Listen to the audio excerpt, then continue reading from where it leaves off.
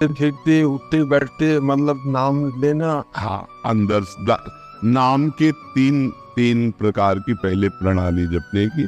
एक है वैखरी, वैखरी माने वाचिक, जैसे वैसे इसे वैखरी कहते हैं जब। फिर उपांश चल रहा है, फिर मानसिक। अब हमारे सामने राधा नाम लिखा है, राधा नाम चल रहा है। अब हम हर क्रिया करते, उठते बैठते, खाते पीते, चलते फिर। अब जैसे हम बोल रहे हैं तो हम नाम से अलग नहीं है, क्योंकि हम भागवतिक चर्चा कर रहे हैं। तुम्हारे मुख में जैसे हम ऐसे देख रहे हैं, तो हम बार बार नाम लिख रहे हैं, राधा राधा राधा। तो हम जप नहीं पा रहे क्योंकि आपसे बात कर रहे हैं, और हमारी दृष्टि में वही लिखा हुआ। इसे कहते हैं निरंतर नाम जप चलना।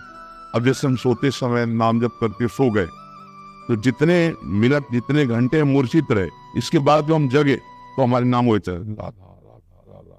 तो सोते भी हुए भी नाम माना जाएगा कि आप जप कर रहे हैं। जैसे मरते समय आप नाम उच्चारण करो तो आपकी सदगति हो गई, ऐसे सोते समय नाम जप करे तो हमारे पता नहीं प्राण रहे कि ना रहे, जग पावे कि ना जग पावे। और जहां जगोगे तो आप देखोगे वही नाम चलता मिलेगा। आप अभ्यास करके देखो, तो सोते हुए भी नाम की स्थिति में थे, इसलिए उसे निरंतर माना जाता है। समझ रहे?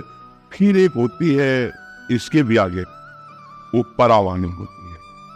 फिर नस नाड़ियों से छू लो तो आपके नाम चलने लगेगा। जैसे तुकाराम जी महाराज जहाँ चरण रख देते तो भूमि बोलती थी विठल विठल विठल।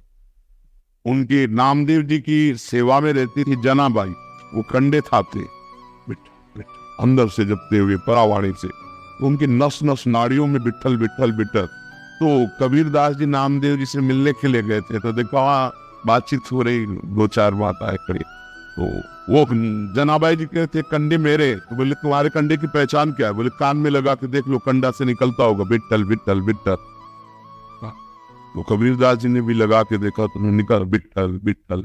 मतलब जड़ वस्तु से नाम निकल रहा है। नाम का एक अद्भुत प्रभाव। जैसे ज्ञानदेव जी ने देखा चांददेव नाम का एक बड़ा योगी शेर पर सवार होकर सांप की चाबुक लेके आ रहा है मिलने, तो चबूतरे में बैठे थे, मिट्टी को उसी से कहा चलो, तो चल दिया। जड़ चबूतरे में चैतन्य चलने की सामर्थ्य। नाम जापक में बहुत दिव्यता होती है। तो जो परावाणी से नाम, मानसिक नाम, उपांशु नाम, फिर ये वैखरी नाम जिसे आप सुन सकते हैं, ऐसे नाम का जप होता है। जो परावाणी में होता है वो सिद्ध पुरुष हो जाता है। पर इसमें खास बात होती है कि इन नाम की गतियों में वही बढ़ सकता है जो चमत्कार न दिखाए।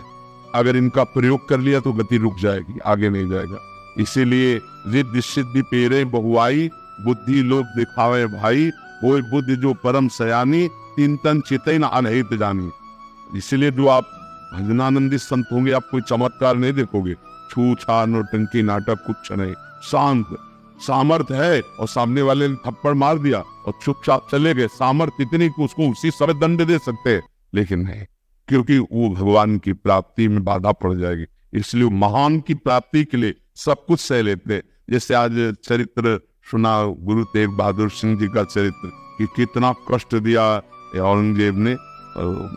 उनके शिष्य ने कहा भी कि मैं अभी भस्म कर दूं इनको, तो स्पर्श करके शक्ति ले ली, और कहा नहीं, जब हमारे प्रभु का हुक्म है कि हम सहे तो फिर हम सहेंगे, हम अपनी शक्ति का प्रयोग नहीं करेंगे। ऐसी भजन की उन्नति होती। समझ पाए आप नाम जप का?